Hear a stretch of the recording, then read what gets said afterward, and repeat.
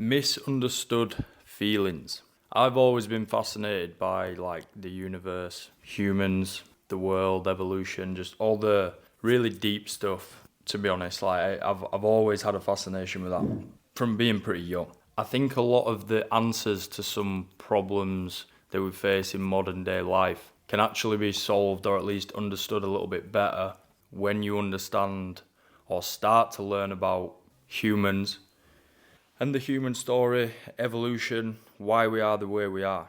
And more specifically, with misunderstood feelings, I'm talking anxiety, I'm talking fear, I'm talking self-doubt, anything people really consider to be negative. Now, if we look at anxiety and fear specifically, these feelings have always been present, but they had a very different purpose in evolution. It's only really in the last, you can argue less, but the last 1,000, 2,000 years, our life isn't or hasn't been about survival, whereas most of the human story is about survival. Anxiety and fear had a real positive benefit on our evolution, because in those days, if you're being hunted by prey or you can't find food, fear and anxiety heighten your senses to try and solve that problem. The stakes are high because it's survival, it's life or death. So these feelings are absolutely essential, and that's basically why humans are the most evolved or the most advanced species on Earth, because of feelings like that. That's what's driven us forward. But in modern day, today, 2025, that manifestation of those feelings is very different, and it leads to a very, very different outcome or psychological impact. The feelings are the same. We have the same level of anxiety and fear and self-doubt, but the stakes are a lot lower now. It may seem like the stakes are high in some of these scenarios. Maybe it's giving a presentation at work, maybe it's social situations, what you're doing in your life, what direction you're going in. But the stakes are ultimately lower no matter how you look at it, because it is not survival. Survival is the highest stake thing possible. It's life or death, right? You can't get any more higher stakes than that. In all of these situations, a fight or flight response is triggered. And in modern day, flight is very easy to do. There's a lot of ways that we can escape feelings of anxiety and fear without dealing with them head on. But all that does is create more problems, and it keeps you stuck where you are, and it keeps you stuck in that place. There is absolutely time for fight and time for flight, 100%. But flight is too easy to pick in the modern day. That's why these feelings and so many mental health issues come around now. Obviously, there's other things at play with that, but that is one massive contributor towards it. People just picking flight all the time. I've done it. We've all done it. We've all done it when we were younger, especially. You don't face problems head on, you just choose flight. You'd rather just escape it, right? And that looks like going out all the time, smashing drugs, drinking too much, not facing problems, not having difficult conversations, and you just create more problems. Although these feelings are very real, they shouldn't have the impact that they do to us now because of the stakes, because the stakes are a lot lower. You can't ignore these feelings. That's lazy advice. Anyone that says ignore anxiety, ignore fear, it's just fucking lazy, because that is not constructive at all. You can't ignore them. They are literally feelings. But there are different ways that you can start to deal with it. A lot of it comes from understanding, which is why I've labelled this video Misunderstood Feelings, or at least I opened the video with that. Misunderstood feelings. You need to realise that you are not your thoughts. You think you are your thoughts, but your thoughts are just thoughts. You then decide whether that is you or it isn't you. That's a very, very powerful framework to think about and start to practice. If you feel anxious, there is a reason why you're feeling anxious. It doesn't mean that you have to make that now your personality for that situation. You need to separate it. Feelings of anxiety come up, or feelings of fear. Rather than getting all flustered, slow down, take a second. Why am I feeling that way? Dig a little bit deeper. Why do I feel anxious about X, Y, Z? It's going to be different for everyone, but they're quite common In terms of like the categories of things that they sort of come up in us for. So things like social situations, things like work, life direction, and there's lots of other niche ways that it manifests. But typically they will fall under those sort of umbrella categories. So understanding is the first point to think about. Why do I feel this way? From why, you can then identify what it is. That's going to be unique to you. There's 1,000,001 reasons why you're feeling a certain negative feeling.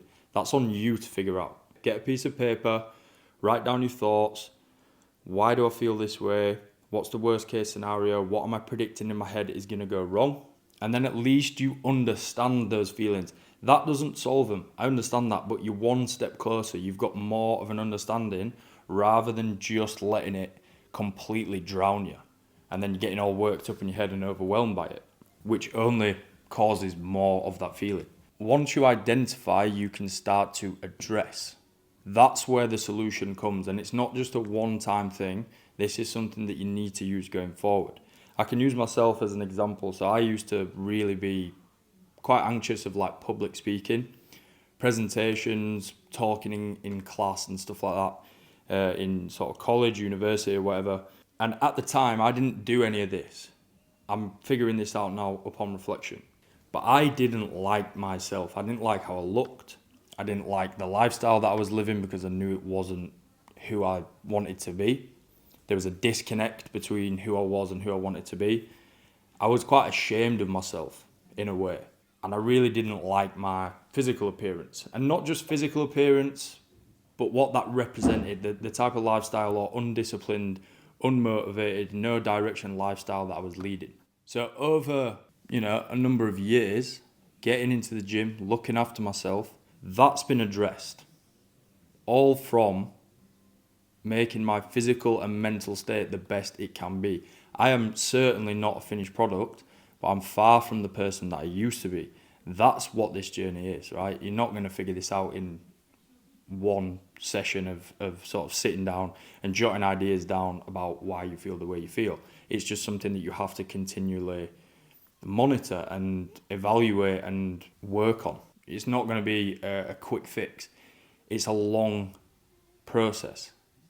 But it's a worthy process because it's your fucking life. There's nothing more worthy of your energy, time and attention and focus and even finance than making yourself the best version of you to eliminate some of these problems as well. Like, you just want to be the best version of you regardless, but you also want to be the best version of you so that you can escape the things that you're currently feeling. So I've been on a journey of improving my physique, training my mind, being disciplined, living a healthy lifestyle, and being the person that I always thought I wanted to be, getting closer to that at least. And it's a carrot on a stick.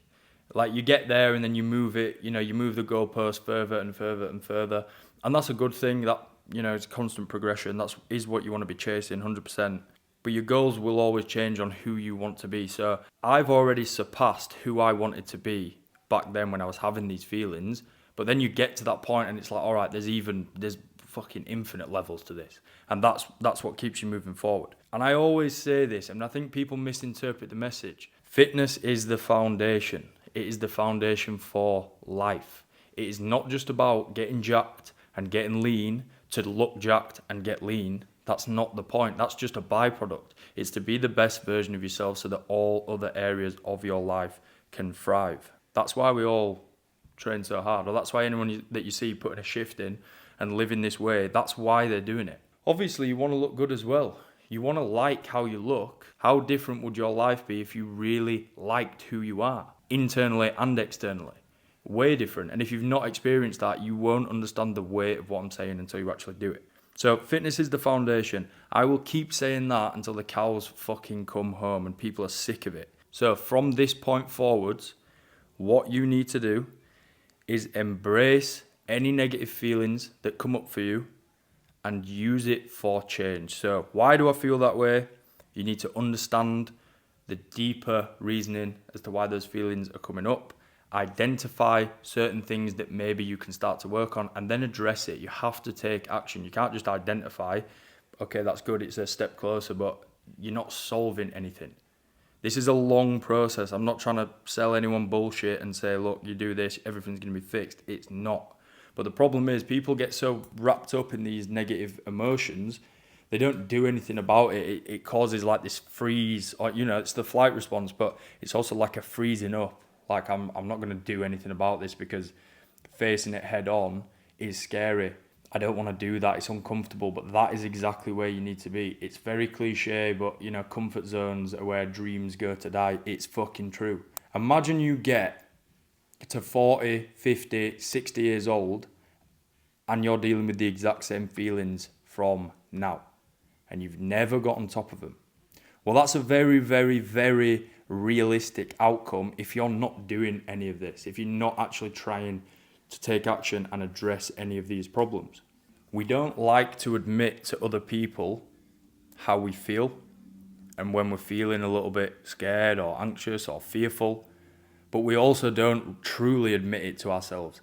We convince ourselves that things aren't as bad as they seem by taking the flight response all the time and by burying it. And when you bury things, it always comes back. You're not getting rid of that problem. You're just burying it to resurface at a later date. How different would your life look in 5 years? Think of the rate of progress on the current trajectory that you're on, whether that's career progression, physical or mental health, financial freedom or whatever. If you were, or you had, should I say, unstoppable confidence, no feelings of anxiety, fear, self-doubt, limiting beliefs. No one's exempt from feeling that way, but some people are just better at dealing with it than others because they take action. You've got to do something about it. If you don't train, if you don't exercise, if you don't move, if you're in bad habits, change today. If you're already doing those things, make them even better. It's not black or white. This is a scale, and the scale doesn't have an end point, right? You can just always continually improve, and you can just stack all of this. You can get rid of every single negative emotion that you feel with time, but it will take a lot of time and it will take a lot of effort. I don't know if you personally know anyone that's like a little bit older, maybe a parent's age, that deal with sort of like anxiety, or they're not like socially confident. I do, like not necessarily close to me, but you hear stories of people like that are like 60 or later on in life, and they're still scared to like just move through life as a normal human being in one way or another. That's the saddest thing ever to me. That is the saddest thing ever. Imagine getting to the latter stages of your life where you're getting to your final years and you've not got on top of this. That is a travesty. You only get one life. You can't live it like that. Look after yourself. What do you do with your body? What movement do you do? What training? What exercise? Look after what you put in your body. Look after what information you put in your mind. Don't just fucking get caught up in brain rot on TikTok and social media. Learn something. Learn about psychology. Learn about stoicism. Learn about philosophy. If you put shit in, you will get shit out. Information has never been more readily available for free than 2025. So although I'm talking about the modern day and how these feelings don't serve us in the same way, and that's a negative thing and it causes a lot of problems for a lot of people, there's also a fuck ton of positives about 2025, about modern day life. Free information is one of those things. There is no reason why anyone can't start to be better.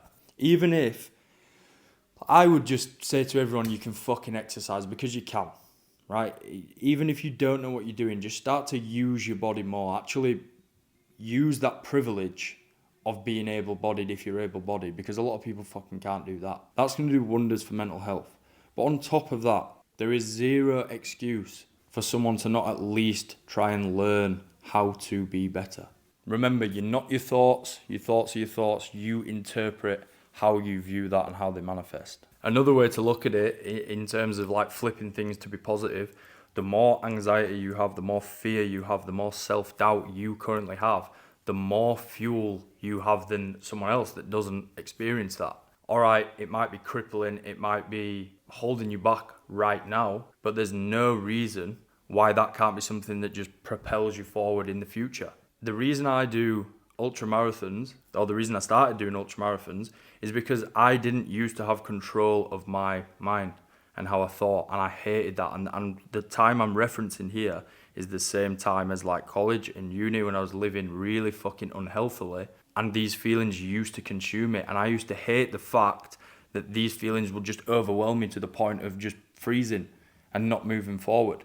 That is my fuel. That's why I do what I do now. That's why I am the way I am now. Anyone that lives very, very disciplined, like, you will not find someone that lives sort of a similar lifestyle to this that hasn't experienced some form of pain. Everyone's experienced pain, but the difference between where they are now versus where they used to be and not still being that person is using it for fuel.